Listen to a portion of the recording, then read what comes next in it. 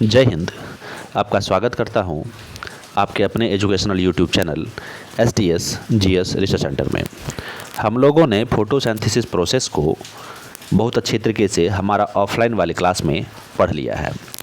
यहाँ पर मैं आपको प्रोवाइड कर रहा हूँ फ्री में, बिल्कुल फ्री में हम कुछ ऐसे क्वेश्चंस जो कि कहीं ना कहीं आपके एग्ज़ाम में पूछा ही गया है, और ये क्वेश्चन ऐसे हैं जिसको कि बार बार एग्ज़ाम्स में दोहराया जाता है। तो चलिए आज हम लोग स्टार्ट करते हैं आज का हमारा ये इम्पोर्टेंट क्वेश्चन वाला सेशन। जैसा कि देखिए, ये पहला वाला जो क्वेश्चन है, आपको इस पहले वाले क्वेश्चन में क्या दिया गया है कि पर्णहरित, जिसको कि हम लोग क्लोरोफिल के नाम से जानते हैं, तो पर्णहरित में निम्नलिखित में से कौन सा तत्व पाया जाता है। आप अगर हमारे ऑफलाइन वाले क्लास को किए होंगे तो उसमें आपको ये पता चल गया होगा कि ये चारों ऑप्शन में से क्या रहता है। देखिए क्या है ना कि पत्ती में होता है। क्या ये जो फोटोसिंथेसिस प्रोसेस है ये होता कहाँ है? तो ये फोटोसिंथेसिस प्रोसेस पत्ती में होता है। तो पत्ती में कहाँ होता है? तो पत्ती में जो क्लोरोप्लास्ट होता है। और क्लोरोप्लास्ट में क्या होता है? तो क्लोरोप्लास्ट के अंदर में हमारा थाइलाक्वाइड होता है, और थाइलाक्वाइड में ही ये मैग्नीशियम पाया जाता है ना। तो इसमें जो तत्व होगा कौन सा? लोहा, तांबा, मैग्नीज या मैग्नीशियम। तो इसमें जो आपका राइट आंसर होगा ये क्या होगा? मैग्नीशियम। देखिए जो पौधा है, पौधा में बहुत सारे मिनरल्स होते हैं। ये भी मैग्नीशियम क्या है? तो ये भी मिनरल्स है। कुछ मिनरल्स ज़्यादा मात्रा में चाहिए होता है, तो कुछ मिनरल्स कम मात्रा में चाहिए होता है। जैसे मैं आपको अगर यहाँ बात करूँ, ये जो तांबा और मैग्नीज है, इसकी कम मात्रा की ज़रूरत होती है पौधे को, लेकिन इस मैग्नीशियम की ज़्यादा ज़रूरत होती है। वहीं पर लोहा की भी कम ज़रूरत होती है। तो हमारा यहाँ पर जो ऑप्शन नंबर करेक्ट होगा वो सी नंबर होगा, जो कि हमारा क्या है? तो मैग्नीशियम। और मैग्नीशियम आयन प्रेजेंट रहता है किसमें? तो मैग्नीशियम आयन प्रेजेंट कहाँ रहता है? तो थाइलाक्वाइड में, या आप बोल लें किसमें? तो ग्रैनम में। जैसे देखिए ये मैग्नीशियम है, तो मैग्नीशियम का मैंने आपको बताया था कि एक प्रॉपर्टी होता है कि ये 2 इलेक्ट्रॉन अपने में से क्या कर देगा? बाहर फेंक देगा। इसका प्रॉपर्टी होता है मैग्नीशियम का। क्या? मैग्नीशियम का ये प्रॉपर्टी होता है, ये अपना 2 इलेक्ट्रॉन को बाहर फेंक देता है। इसलिए जैसे ही 2 इलेक्ट्रॉन को ये बाहर फेंकेगा तो ये क्या बन जाएगा? तो मैग्नीशियम आयन बन जाएगा, क्योंकि ये 2 इलेक्ट्रॉन को फेंका है, इसलिए यहाँ पर 2 पॉजिटिव इस पर आएगा। ठीक है, तो अब चलते हैं नेक्स्ट वाले क्वेश्चन की तरफ। नेक्स्ट वाले क्वेश्चन में जैसे कि ये दिया गया है, देखिए क्लोरोफिल में पाया जाता है। तो जस्ट वही वाला क्वेश्चन है कि क्लोरोफिल में क्या पाया जाता है? तो क्लोरोफिल में पाया जाता है, कहने का मतलब आपका जो लीफ है, आपका जो पत्ता है, पत्ते के अंदर में क्लोरोप्लास्ट में आप घुसे। क्लोरोप्लास्ट के बाद आप कहाँ घुसे? तो थाइलाक्वाइड में घुसे, क्योंकि आपका क्लोरोफिल रहता है कहाँ? तो थाइलाक्वाइड में रहता है। थाइलाक्वाइड में मिला आपको क्लोरोफिल, और क्लोरोफिल के अंदर में क्या है? तो मैग्नीशियम आयन है। तो इसमें आपका करेक्ट आंसर क्या हो जाएगा? मैग्नीशियम हो जाएगा। अब चलते हैं हम लोग नेक्स्ट वाले क्वेश्चन पे। देखिए ये वाला क्वेश्चन हमारा यूपी लोअर सब डिवीजन के प्री में पूछा हुआ है। अब चलते हैं हम लोग नेक्स्ट वाले क्वेश्चन की तरफ, जो कि हमारा ये है। ये सेम क्वेश्चन है। अब नेक्स्ट वाले वीडियो पे चलते हैं, नेक्स्ट वाले क्वेश्चन पर चलते हैं। जैसे कि यहाँ पर दिया गया है कि हरे पौधे में प्रकाश संश्लेषण की क्रिया में क्या होती है? तो हरे पौधे में प्रकाश संश्लेषण की क्रिया में क्या होगी? क्या वो नाइट्रोजन को लेगा? यहाँ पर पहला जो ऑप्शन दे रहा है कि नाइट्रोजन को लेगा और ऑक्सीजन छोड़ेगा। ये तो ऑप्शन आपका गलत हो जाता है, क्योंकि नाइट्रोजन नहीं लेता है पौधा, नाइट्रोजन नहीं लेता है पौधा। क्या लेता है? प्रकाश संश्लेषण के प्रोसेस में वो कार्बन डाइऑक्साइड को लेता है और ऑक्सीजन को बाय प्रोडक्ट के रूप में निकालता है। अब यहाँ पर प्रश्न ये भी पूछा जाता है कि ऑक्सीजन जो निकालता है पौधा बाय प्रोडक्ट के रूप में क्या निकालता है? तो ऑक्सीजन निकालता है। तो ऑक्सीजन आता कहाँ से है? जब वाटर का फोटोलाइसिस होता है। क्या? जब वाटर ये टूटता है, ये वाटर टूटता है कब? फोटोसिंथेसिस के प्रोसेस में जब ये वाटर टूटता है तो ये इस तरह से ये हाइड्रोजन और ऑक्सीजन में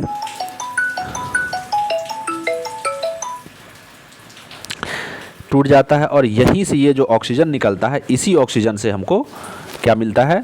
मतलब यही वाला ऑक्सीजन बाय प्रोडक्ट के रूप में बाहर निकल जाता है। अब चलते हैं नेक्स्ट वाले क्वेश्चन पे। नेक्स्ट वाले क्वेश्चन में हमारा है, जैसे कि यहाँ पर दिया हुआ है, देखिए ये उत्तराखंड पीसीएस का क्वेश्चन है कि प्रकाश संश्लेषण में पौधा द्वारा निम्न में से कौन सी गैस का उपयोग की जाती है। क्या अमोनिया गैस का उपयोग किया जाता है? बिल्कुल भी नहीं। Carbon dioxide? हाँ बिल्कुल, कार्बन डाइऑक्साइड गैस का इस्तेमाल किया जाता है। अब देखिए प्रकाश संश्लेषण की जो प्रक्रिया होती है इसमें क्या क्या चीज़ की इस्तेमाल होती है? जल का इस्तेमाल होता है, कार्बन डाइऑक्साइड का इस्तेमाल होता है, क्लोरोफिल रहना जरूरी है और लाइट मतलब सोलर लाइट का होना जरूरी है। अब यहाँ पर प्रश्न यह उठता है कि क्या ये जो कार्बन डाइऑक्साइड का इस्तेमाल करती है प्रकाश संश्लेषण में, क्या तो प्रकाश संश्लेषण में कार्बन डाइऑक्साइड का जो इस्तेमाल करती है कौन? तो पौधा। तो क्या ये कार्बन डाइऑक्साइड सिर्फ इन्वायरमेंट से ही लिया जाएगा?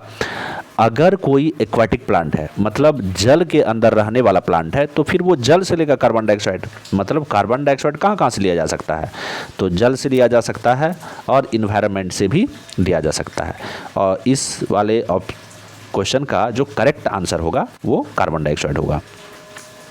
अब नेक्स्ट वाले क्वेश्चन पर आते हैं। जैसे यहाँ पर ये क्वेश्चन है, देखिए ये बीपीएससी में भी पूछा गया है ना, बीपीएससी का प्री में 43rd बीपीएससी में और यूपीएससी का प्री में भी पूछा गया है 2011 में कि निम्नलिखित गैसों में से कौन प्रकाश संश्लेषण प्रक्रिया के लिए आवश्यक है। प्रकाश संश्लेषण के लिए कौन आवश्यक? तो अभी जस्ट वही क्वेश्चन को दोहरा दिया गया है, इसका ऑप्शन नंबर होगा बी। अब चलते हैं हम लोग नेक्स्ट वाले क्वेश्चन पर। नेक्स्ट वाले क्वेश्चन में क्या है, देखिए ये एमपीपीएससी में पूछा गया है ना, प्री का क्वेश्चन है कि हरे पौधे क्या? तो हरे पौधे प्रकाश संश्लेषण प्रक्रिया में प्रयुक्त सौर ऊर्जा का रूपांतरण किस रूप में होता है? जब सोलर एनर्जी आता है, क्या जब सोलर एनर्जी कहाँ पत्ते पर पड़ता है तो पत्ते के क्लोरोप्लास्ट में, थैलाक्वाइड में क्या रहता है? तो क्लोरोफिल रहता है और ये क्लोरोफिल क्या करता है इसको? तो प्रकाश ऊर्जा को रासायनिक ऊर्जा में कन्वर्ट कर देती है यहाँ पर। तो इसका करेक्ट आंसर होगा क्या आपको? तो ये ऑप्शन नंबर ए।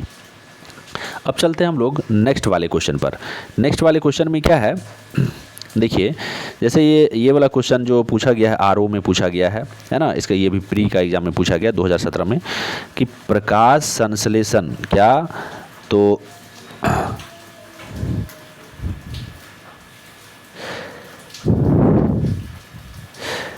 प्रकाश संश्लेषण प्रक्रिया के लिए निम्नलिखित में से किसकी उपस्थिति आवश्यक नहीं है? कौन रहना जरूरी नहीं है? सूर्य का प्रकाश चाहिए ही, जल चाहिए ही, ऑक्सीजन जरूरी नहीं है। क्या जरूरी है? ऑक्सीजन जरूरी नहीं है, ये भी जरूरी है। इसका मतलब यहाँ पर आपका करेक्ट ऑप्शन क्या होगा? तो ऑप्शन नंबर बी। अब नेक्स्ट वाले क्वेश्चन पर आते हैं। जैसे देखिए इसमें कहा गया है क्या, इसमें कहा गया है कि ऑक्सीजन जो प्रकाश संश्लेषण से उत्पन्न होती है कहाँ से आती है? तो अभी जस्ट मैंने इसको एक्सप्लेन करके आपको बताया था कि ये जो आती है जब जल का फोटोलाइसिस होता है, मतलब जल जब टूटता है, जल जब ब्रेक डाउन होता है हाइड्रोजन आयन और ऑक्सीजन आयन में, तो वही हाइड्रोजन आयन और ऑक्सीजन में टूटता है, तो वही ऑक्सीजन बाय प्रोडक्ट के रूप में बाहर निकाल दिया जाता है। तो इसका जो करेक्ट ऑप्शन होगा ये हमारा होगा जल से। अब नेक्स्ट वाले पर चलते हैं हम लोग। नेक्स्ट वाले क्वेश्चन में क्या है, ये नेक्स्ट वाले में है कि प्रकाश के निम्नलिखित प्रकारों में से किनका पौधों द्वारा तीव्र अवशोषण होता है? पौधों द्वारा किनका तीव्र अवशोषण होता है? तो मैंने अपने ऑफलाइन के क्लास में इसको बताया था कि नीला कौन, देखिए ये आईएएस का क्वेश्चन है, आईएएस के प्री में पूछा गया है। तो नीला और लाल रंग मतलब ब्लू और रेड वाले कलर को क्या करता है? ये सबसे तेजी से अवशोषित करता है। और अगर आपको यहाँ पर पूछे कि सबसे तेज, सबसे फास्ट प्रकाश संश्लेषण किस वाले लाइट में होता है, तो वो रेड लाइट में होता है। जब हमारा सूर्य निकलता है जस्ट सुबह सुबह, तो उस समय में प्रकाश संश्लेषण बहुत तेज़ी से होता है, फास्ट रूप से होता है। अब चलिए हम लोग नेक्स्ट क्वेश्चन पर चलते हैं। नेक्स्ट वाला क्वेश्चन है हमारा, ये देखिए, पृथ्वी पर अधिकांश ऑक्सीजन उत्पादित कौन करता है?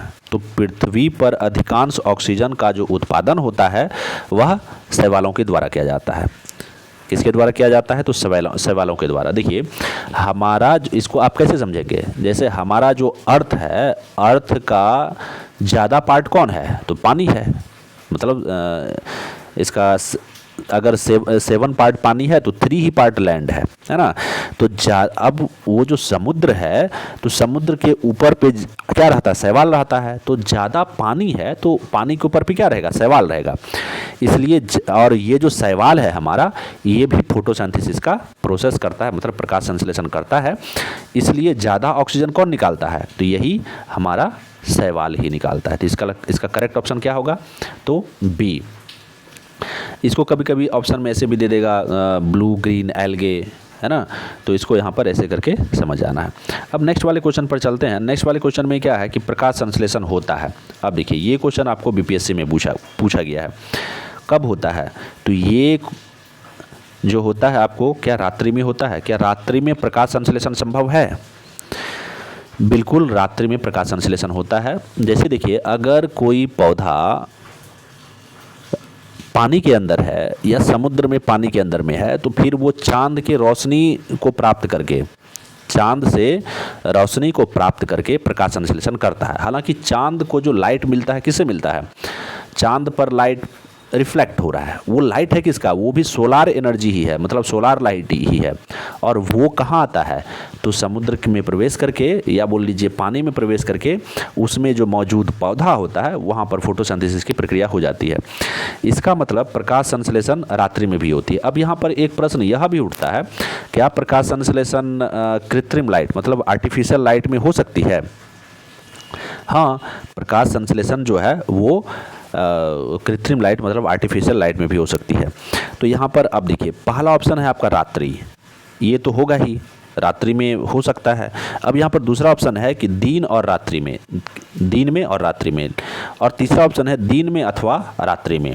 अब देखिए यहाँ पर एक डी है, डी तो हो गया आपको कंप्लीट रूप से गलत। अब देखिए कहने का मतलब ये है कि दिन में प्रकाश संश्लेषण पौधा में होता है दिन में, और क्या रात्रि में होता है, तो रात्रि में होता है। तो मतलब अगर हमारा प्लांट है, जैसे आपके कैंपस में अगर क्या होगा, एक आम का गाछ होगा, मैंगो का ट्री होगा, क्या वो मैंगो का ट्री दिन में भी करता है प्रकाश संश्लेषण का प्रक्रिया और रात में भी करता है क्या?